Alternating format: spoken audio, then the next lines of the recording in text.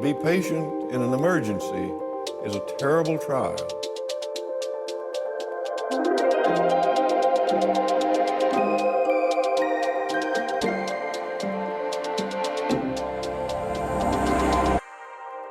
Welcome to the Building Hope podcast. We're featuring environmentally visionary architectural projects to explore how good design can build hope in a world facing a climate emergency. I'm Julie Gabrielli, a professor of architecture at the University of Maryland. And I'm Vincenza Perla, a grad student here at the University of Maryland. In this episode, we introduce the themes of our podcast and preview the conversations to come. So this whole experience of putting this podcast together reminds me of how, I don't know about you, but like, how often have you met someone at a party and you get in a conversation, they ask you what you do, and you say, I'm an architect, and they say, oh, I've always wanted to be an architect. But I suck at math. And I'm like... Or yeah, right? Or like, oh, I designed my own house using this, what are the softwares like? House King, or I don't know, there's like apps on your phone. Yeah, exactly. So it turns out just like architecture isn't as easy as it looks, podcasting is also not as easy as it looks. No, not at all. It's been a journey. And we keep having to come back to, okay, the name of this podcast is Building Hope. So let's try to stay positive in the face of this challenge and that challenge. And it kind of ties in with something I've been wondering about for years with all that's going on in the environment and has been going on. Whether hope is a luxury or is it a necessity for the work ahead? Given all that's going on in the world, it can sometimes feel irresponsible to be hopeful. Well, both Jane Goodall and Howard Zinn have great rebuttals to the hope naysayers. Here's Jane Goodall. Hope is often misunderstood. People tend to think it's simply passive wishful thinking. I hope something will happen, but I'm not going to do anything about it. This is indeed the opposite of real hope, which requires action and engagement. And that's why we're so excited to share these student projects with you, because they're very engaged and hopeful. Here's Howard Zinn. To be hopeful in bad times is not just foolishly romantic. It is based on the fact that human history is a history not only of cruelty, but also of compassion, sacrifice, courage, and kindness. What we choose to emphasize in this complex history will determine our lives. And again, these students choose to emphasize a powerful, hopeful vision of the future. And this is coming out of some pretty dark history that we'll see as we dig into these conversations. So I find myself thinking about hope, especially at Thesis Time in December and in May, when students like yourself present their projects to invited guests, faculty, and lots of other students who sit in to watch. It's a big day. It's a big day. And the one you're dreading and looking forward to. Yeah. Because you'll have a life again, maybe. I noticed a few years ago, I started realizing like the students that had really environmentally visionary projects, they would talk through their analysis of the problem, the situation. Then they would talk about their proposal and show these beautiful drawings they had done. And I would just sit there and realize, I feel really good right now. I feel hopeful about the future.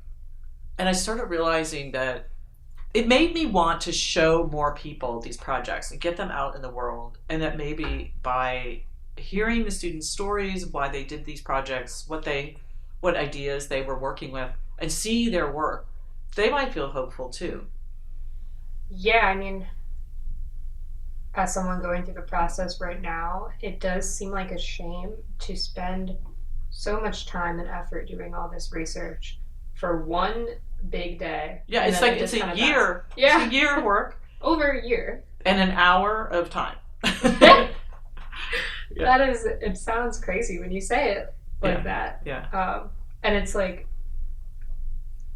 we go through this process ourselves of doing all this research, finding out all these, facts and things about different places.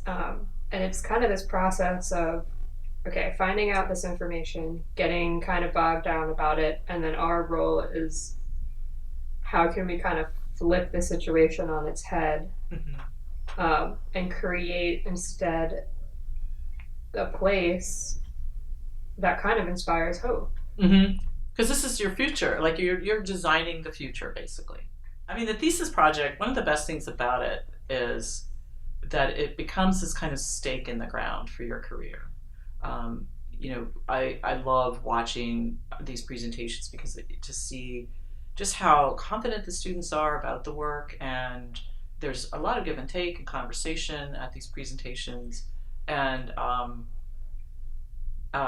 you really get the sense that they have sort of left graduate school kind of knowing what sort of architect they want to be and what kinds of projects they want to work on. And so one part of my interest with this podcast was to check in with these 7 folks who did these incredibly visionary projects to see, hey, how's it going now that you're in the work world? You have these values, you have this knowledge, you've studied all these amazing precedents and real world projects that are doing some of these things, and you put it all together, and how's it going? And so there have been some amazing and just really rich conversations with these people about that we're going to share in the podcast. Yeah. So tell us, what is your project about? That is a good question. I'm designing for what we've been calling the future climate, but in actuality, it's the current climate. yeah, it's happening now. Yes. That seems a wise thing to be designing for. Yeah. So, during the journey of this project, as I've been doing some of this research, it's scary research. It's scary to see how warm it's going to get, how the land is going to change because the sea is going to be reshaping it in certain ways. So what I want to focus on really in this project, and hopefully for my career, is what do buildings look like in this new world? That there's something you can do about it. That there's something I can do about it, and that it's definitely not what we've been doing. Yes, right. And I think that's a great perspective, because as designers, we are used to looking at complex systemic problems and requirements, thinking about them in ways that are methodical without choking the life out of it.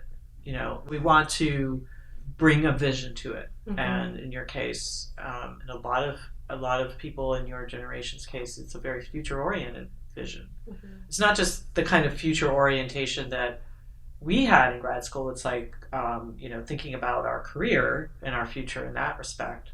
You're thinking about like the future of life on this earth. Sheesh. That's a lot to ask. That's a big weight on our shoulders. But all joking aside, I do think that's something with a lot of people resonate with in my position right now. Yeah. And I think that if you were to...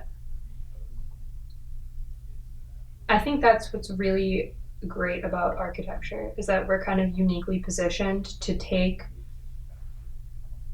this data and the scientific research that most people don't really understand, interpret it, and build something out of it that will make a change and that people interact with on the day-to-day.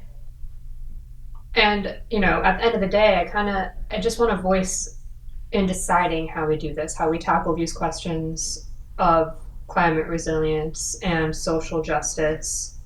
What can we do about it? And I think as architects and designers, there's actually quite a lot that we can do about it. Yeah. And I would say that from my perspective as a professor for the last couple of decades, is that architecture students are absolutely brilliant at envisioning a more beautiful future. And that's what we do here in architecture school, and it's what architects try to do to the extent that they can balance those sort of leading with their values while also meeting budgets and schedules and the client's values and desires and needs and requirements and regulatory issues. So Of course, it's what makes the profession so interesting and so challenging. But the great thing about being in architecture school is that you get to do whatever you want. You get to set aside most of those quote unquote practical concerns in favor of giving your all to something that's probably the ultimate practical concern, which is how do we want to live? What I've actually found is that there are ways that we can integrate these things into our buildings now that in the current system, in the current business, that wouldn't be this crazy response, you know? One of the great things about architecture school is that it gives you kind of this crystal clear vision, right? That you can see things for what they are and how they should be without any outside pressures, or with less outside pressures. Yeah, less, yeah. You still got to pay your tuition and your rent. Right, and you know, the projects are still, like we said, practical and realistic. Yeah, exactly. That's what makes them such powerful examples of hope. So we're looking at 7 different projects that kind of, you know, challenge the status quo that we've just been talking about. And we're going to be speaking with their creators, looking into their projects and their research, and hopefully by doing that, maybe catching a little bit of their optimism. And so we have these 7 projects. They're quite varied. In every case, they represent practical resistance to the status quo. And they are tackling a variety of topics, including climate resilience, low carbon materials, food justice, housing equity, what we call biophilic design, which we'll get into in a later episode, and working directly with community members in a collaborative fashion rather than a top-down, here's what you're going to get kind of way that has been more typical of our profession. So let's just get into it. We're going to give an overview of the 7 projects we'll be featuring in this podcast, starting with Ava Omibar's project. I've had a really long journey understanding why I care about the environment. Is it for me? Is it for them? Is it for them, the other species? Is it for them, the plants? You know, who am I doing this for? And I think for me, it's all of the above, but I think I have to also be honest with myself and understand that it is predominantly going to be a human-driven pursuit in a lot of ways, because I think there are a lot of events that happen on Earth that affect the trajectory of the environment, and one of them right now is how humans are living on the Earth, and others may have been non-life form events that have caused dramatic change. But I myself am a human, and I observe the world as a part of that species, and so we have the benefit of being able to feel sympathy for things that are not our species, and that's very unique. But at the end of the day, we are interacting predominantly with one another and have a much easier time affecting each other positively or negatively than we do other things, just the way that we live in the current time. I just love that clip so much. And I think the reason why is because she's asking such a seemingly easy, plain question. That is actually really hard to answer. Yeah. Like, ask yourself, why do you care about the environment? Sometimes those are the types of questions that are difficult to respond to. And she's so honest about it, too, because she was in my ecological design thinking class, and we talked about it a ton. Not that explicit question, but the fact that it's not just the human show here on Earth. We're here with all these other living beings. So she's really honest. She's like, why do I care? Is it for all these other living beings, or is it really just for me and my fellow humans?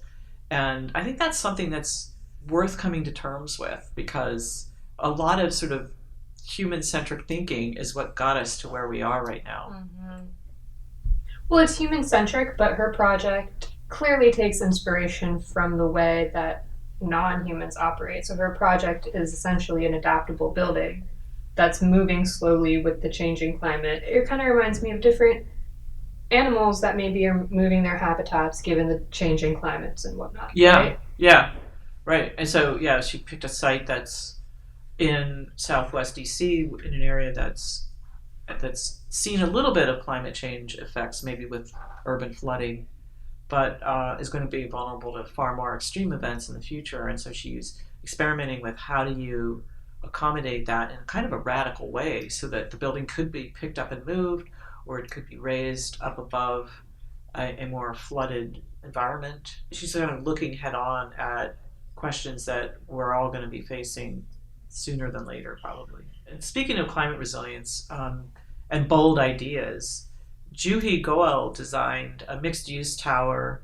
of mass timber, and mixed use being retail, office, apartments, right in downtown Boston on the waterfront next to the aquarium. She wanted to give everyone who interacts with her building and the site that it's on a kind of window into a more climate resilient future, despite rising sea levels. So she chose this waterfront site intentionally. And so, I started thinking more and more about this topic, and that sort of morphed into this idea of what if the way to educate people about their footprint was actually just through a very mixed use, very sort of diverse program that could talk to a lot of different groups and interact with them. And just by virtue of using that building and that site, these people could become informed about,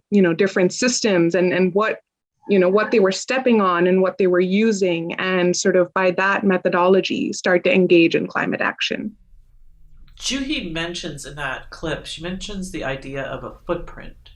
And I think what she means there is that each of us, by virtue of living here on the earth, we have an impact. We use energy, we eat food, we drive cars, we live in buildings, and we build buildings. And so all of that kind of adds up to what she calls our footprint. One of the things I admire so much about her project is that she's basically finding a way to make things visible that are normally hidden to us, both in terms of the resources we're using, but also presenting alternative ways of living more gently.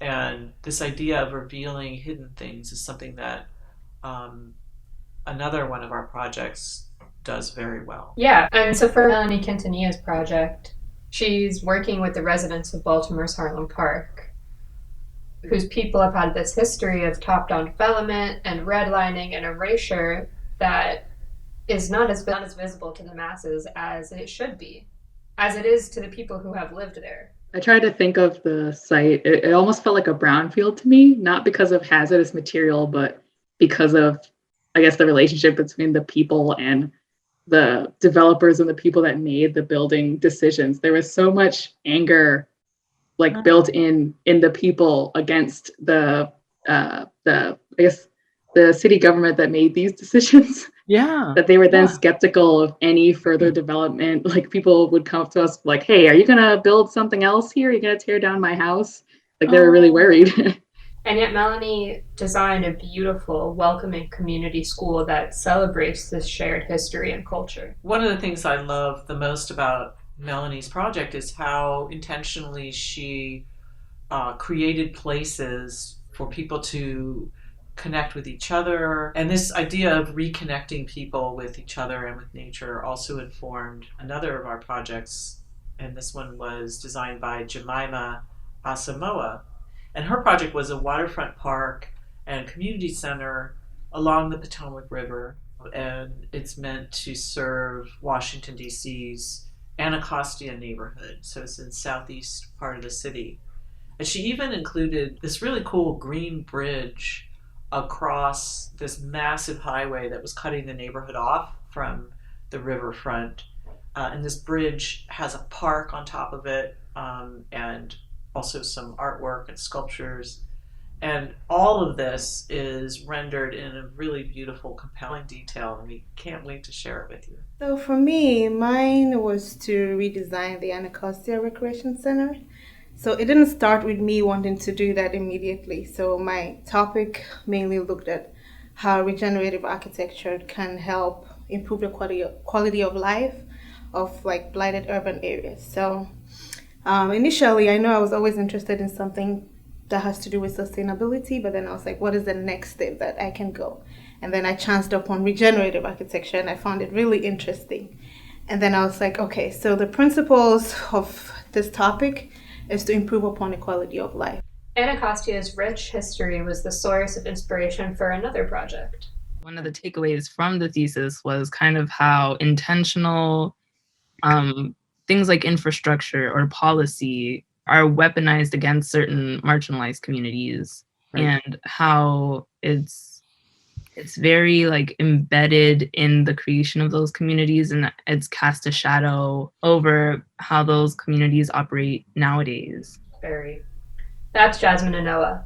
Her project reimagines the Anacostia's historic berry farm as this cutting-edge permaculture landscape with homes, local businesses, a rec center, a heritage trail, a history center, and gathering spaces for the community. One of the strongest aspects of her project was that she tapped into this deep history of self-sufficiency and community building. Another project with big ambitions is Leah Clark's. And she proposed re-inhabiting a West Baltimore neighborhood quickly by housing its most vulnerable people, the unhoused. As Leah herself said, housing is a human right. A place to call home is not only connected with safety and self-worth, but with our very humanity. I think the whole ethos of my project was just like, if you just provide housing for people, like somewhere where they can safely call home, then I believe like the rest can follow, where, people have a sense of security, and then they can, from that sense of security, they can get better, get to a more stable place, and not have to live in a unstable environment.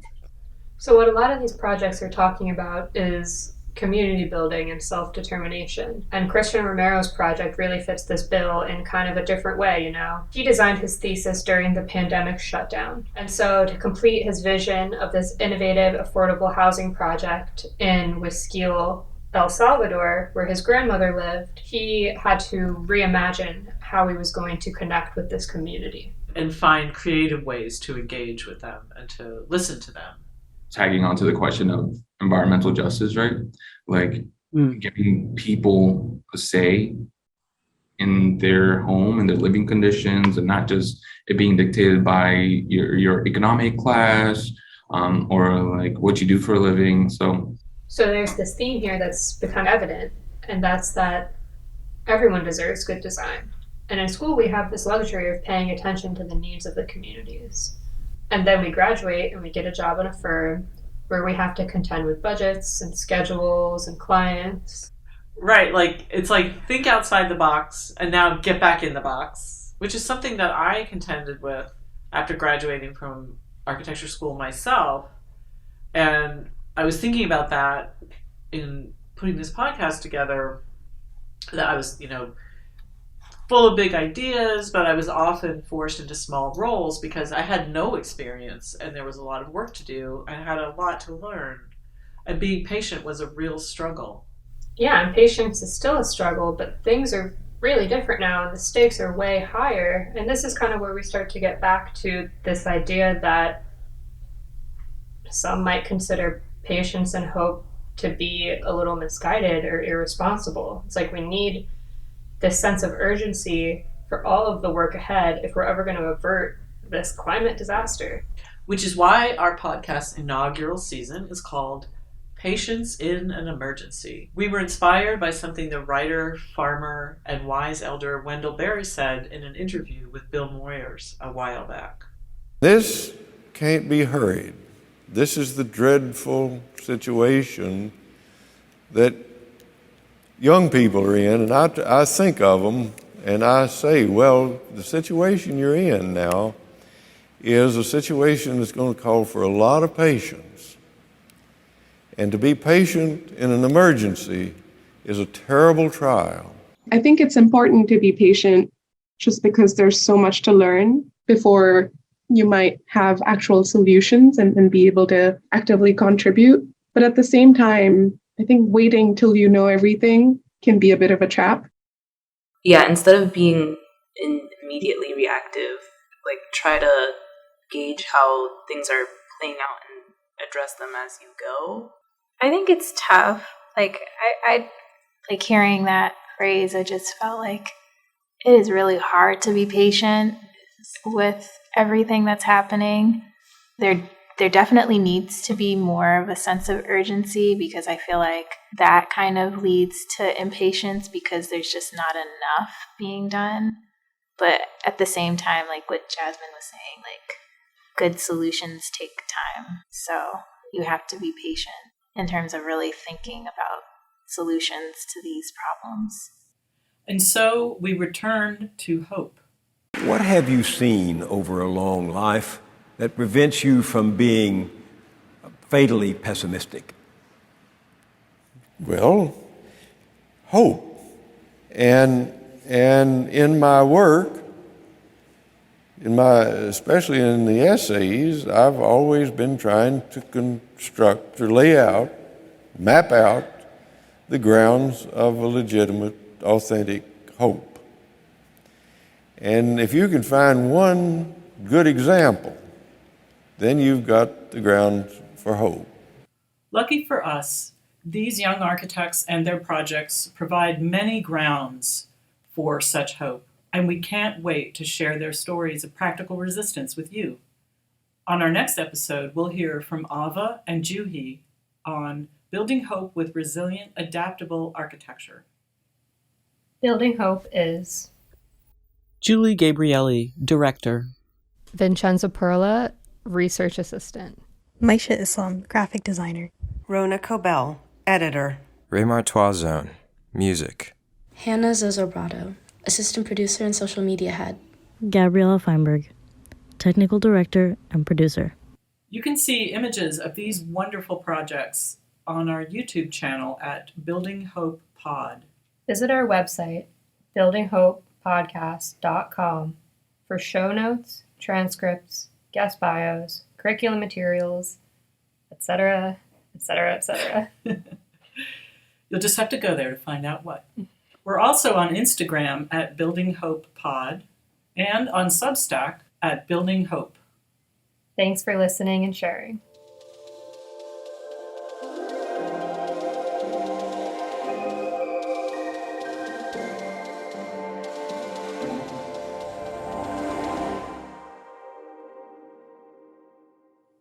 This project is supported by a Faculty Student Research Award from the Graduate School at University of Maryland, as well as grants from the university's Sustainability Fund and the School of Architecture, Planning, and Preservation.